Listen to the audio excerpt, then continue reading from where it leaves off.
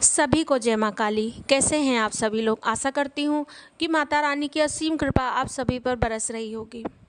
आज हम लोग जिस विषय पर बात करने जा रहे हैं वो है कि जब हम पूजा पाठ करते हैं या हम अपने इष्ट के प्रति हमारा जो प्रेम होता है, हम पूरे भाव से पूजा करते हैं तो इष्ट भी हमसे जुड़ने लगते हैं, हमें संकेत देते हैं, हमें अनुभव कराते हैं और स्वप्न में अनुभव कराते हैं। तो हम फिर अचानक से ये अनुभव जो है ये हमें आना फिर बंद हो जाते हैं। तो ऐसा क्यों होता है, क्या कारण इसका होता है? तो वीडियो में आगे बढ़ने से पहले आप मेरे चैनल को सब्सक्राइब ज़रूर कीजिएगा, वीडियो को लाइक करके कमेंट में जय माँ काली ज़रूर लिखिएगा। देखिए क्या होता है कि हम इंसान हैं, हमारी ऊर्जा है, वैसे ही इस सृष्टि में सब कुछ ऊर्जा है, सब कुछ ऊर्जा है।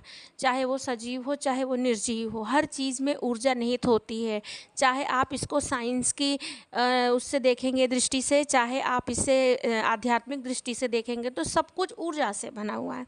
जब हम दिल लगा करके, जब हम भाव से भक्ति करते हैं, अपने इष्ट की करते हैं, अगर हमारी इष्ट चाहे कोई भी हो, चाहे माँ काली हो, चाहे शिव जी हो, चाहे कोई भी हो, अगर हम इष्ट से उनकी भक्ति करते हैं तो उनकी ऊर्जा हमारी ऊर्जा से कनेक्ट होने लगती है, या हम उनकी ऊर्जा जो होती है वो हमारी तरफ आकर्षित होती है। ठीक है। अब वो ऊर्जा जब हमारी तरफ बढ़ती है तो ये पॉजिटिव ऊर्जा है, देवी देवताओं की ऊर्जा है। तो वो ऊर्जा हमें कई संकेत देती है, हमें स्वप्न में अनुभव कराती हैं, हमें कई तरीके से ये स्वप्न में बताने की कोशिश करती हैं कि ये कार्य करो तो तुम हमारी भक्ति में आगे बढ़ोगे। जैसे कि आपने देखे होंगे कई बार आपको देवी देवताओं के सपने आते हैं जिसमें आप पूजा करते हैं या माता के दर्शन होते हैं, आप चुनरी चढ़ाते हैं। तो बहुत बार तो ऐसा होता है कि हमारी कई मनोकामनाएं हम पूरी नहीं कर पाते, उसका हमको देवी देवता संकेत दिखाते हैं।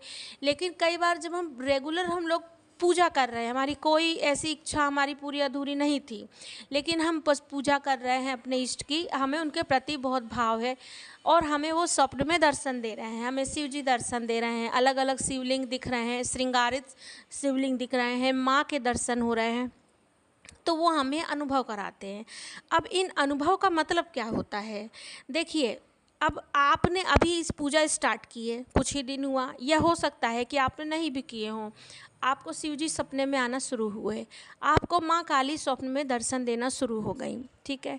तो उनका संकेत क्या होता है? उनका संकेत ये होता है कि तुम मेरी पूजा पाठ को बढ़ाओ, तुम मेरी भक्ति को बढ़ाओ, मैं तुम्हें इसी क्षेत्र में आगे ले जाना। मैं माँ काली की ही बात कर रही हूँ।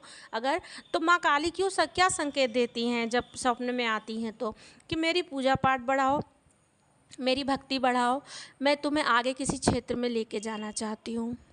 अब वो अनुभव जो होते हैं, वो स्वप्न में जो दर्शन होते हैं, आप क्या करते हैं कि अपने घर के फैमिली मेम्बर से बता देते हैं या आप बाहर के लोगों से बता देते हैं, चाहे वो आपके दोस्त हैं, चाहे वो परिवार के हैं, चाहे अगर आपकी पत्नी है या पति हैं, आप बता देते हैं। ठीक है। तो अचानक से क्या होता है कि वो सारे अनुभव जो हैं या वो स्वप्न में जो आपने देवी देवताओं के दर्शन जो किए, वो सारे आपके आना बंद हो जाते हैं। अब आपके मन में ये होता है कि क्या हमसे माँ नाराज़ हैं, क्या हमसे देवी देवता नाराज़ हैं कि हमें स्वप्न में दर्शन नहीं दे रहे हैं? तो सबसे पहली बात तो ये है कि आपके जो अनुभव हैं, या आपको जो माँ के दर्शन हो रहे हैं या शिव जी के दर्शन हो रहे हैं या आपके कोई भी इष्ट के आपको दर्शन हो रहे हैं, चाहे हनुमान जी के चाहे विष्णु जी के, आपकी भक्ति के कारण हो रहे हैं। आपकी मेहनत है उसमें, आपकी श्रद्धा है जिससे प्रसन्न होकर भगवान ने आपको दर्शन दिए और जिनका संकेत था कि आप उनकी पूजा भक्ति और बढ़ाएं। अब आपने क्या किए, उसको प्रसाद की तरह सब जगह बांट दिए। ठीक है। आपने उनको भी बता दिए जो शायद आपने उनको भी बता दिए जो शायद ईश्वर को ना मानते हो। देखिए, सब तरह के लोग हैं इस सृष्टि में, आस्तिक हैं तो नास्तिक भी हैं, ईश्वर को मानने वाले हैं तो ईश्वर को नहीं मानने वाले भी हैं। अब आपने उनको बताया, अरे हमको तो माँ के दर्शन हुए थे और माँ तो ऐसे पूरी 8 भुजाओं में दिख रही थी, या माँ ने बहुत सुंदर, वो लगे आपका मजाक उड़ाने। तो उस समय वो आपका मजाक नहीं उड़ाएंगे, उस समय वो उस पराशक्ति, उस आदिशक्ति का मजाक उड़ाएंगे जिन्होंने आपको दर्शन दिए। अब वो क्या करेंगी, फिर वो आपको अनुभव कराना बंद कर देंगी। तो आपको अगर अनुभव हो रहे हैं, आपको दर्शन हो रहे हैं, तो आप अगर आपके गुरु हैं तो आप सिर्फ गुरु को ही बताइए। इसके अलावा आप किसी को नहीं बताइए अपने पूजा पाठ के अनुभव। अगर आप बताएंगे तो आपको अनुभव होना बंद हो जाएंगे, फिर आप परेशान हो जाएंगे। ठीक है, अनुभव तो देखिए ऐसा है, कुछ समय के बाद जब आप पूजा पाठ बढ़ाते हैं तो आपके भाव देख के फिर आपको अनुभव होने शुरू हो जाते हैं, लेकिन आप फिर परेशान होंगे, आपके अंदर वो एक नेगेटिव चीज़ आ जाएगी कि क्यों, हमने क्या गलती करे। सबसे पहली बात तो कि माँ कभी किसी से नाराज़ नहीं होती, भोलेनाथ कभी किसी से नाराज़ नहीं होते। वो हमारी तरह हमारे आपके तरह इंसान नहीं है जिसके अंदर सारे भावनाएं भरी हुई हैं। वो सिर्फ प्रेम करना जानते हैं, वो आपको संकेत देते हैं, वो नाराज़ नहीं होते हैं, आपकी गलती बताते हैं कि यहाँ आपने गलती की है। लेकिन ऐसा नहीं है कि नाराज़ होंगे, विनाश कर देंगे, ऐसा कर देंगे या कुछ कर देंगे, नहीं, ऐसा ना वो करते हैं और ना ही कभी हमें उनसे ये सब करने के लिए कहना चाहिए। चाहे वो आपके दुश्मन ही क्यों ना हो, आपको कभी नहीं बोलना चाहिए कि माँ मैं आपकी पूजा भक्ति करती हूँ या करता हूँ तो आप मेरे दुश्मनों का ऐसा कर दीजिए। वो उनको पता है क्या करना है, लेकिन आप किसी के प्रति नहीं बोलिए और अपने अनुभव आप किसी को नहीं बताइए। किसी को भी अपने पूजा के अनुभव नहीं बताइए, किसी को अपने साधना के अनुभव नहीं बताइए।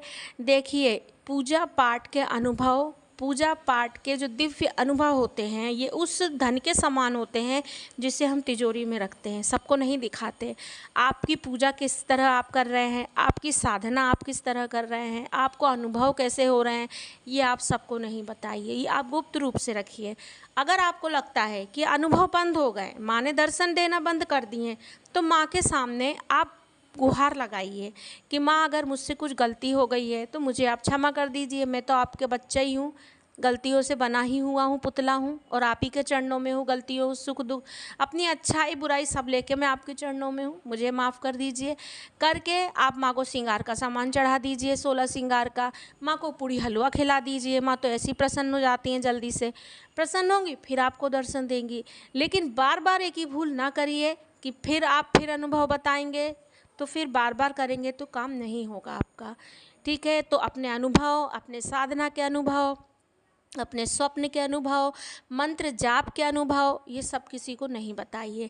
बहुत से लोग होते हैं मंत्र जाप कर रहे हैं, अब उनको ध्यान में अगर कुछ दिख रहा है फट से बता दिए किसी को, शरीर हिल रहा है किसी को बता दिए, नहीं। अगर आपका शरीर हिल रहा है, अगर आपको शरीर आगे पीछे हो रहा है ध्यान में, शरीर गोल गोल घूम रहा है जाप करते समय, तो ये आपकी अभी स्टार्टिंग वाली एक है, मतलब पोजीशन कि आप अभी भक्ति अपने पूजा पाठ में एक स्टार्टिंग वाले लेवल पे हैं। आपकी ऊर्जा जब बैलेंस होगी तो ये सब होना बंद हो जाएंगे और आपका ध्यान अच्छा लगने लगेगा। तो ये सब चीज़ें किसी को मत बताइए, समय के साथ आप खुद हर चीज़ जान जाएंगे, ज़रूरत ही नहीं होगी आपको खुद आपके इष्ट ईश्वर संकेत देते रहेंगे। तो आशा करती हूँ कि मेरी छोटी सी जानकारी आपके बड़े काम आएगी। अगर अच्छी लगी हो तो वीडियो को लाइक करके कमेंट में जय माँ काली ज़रूर लिखिएगा। जय माँ काली।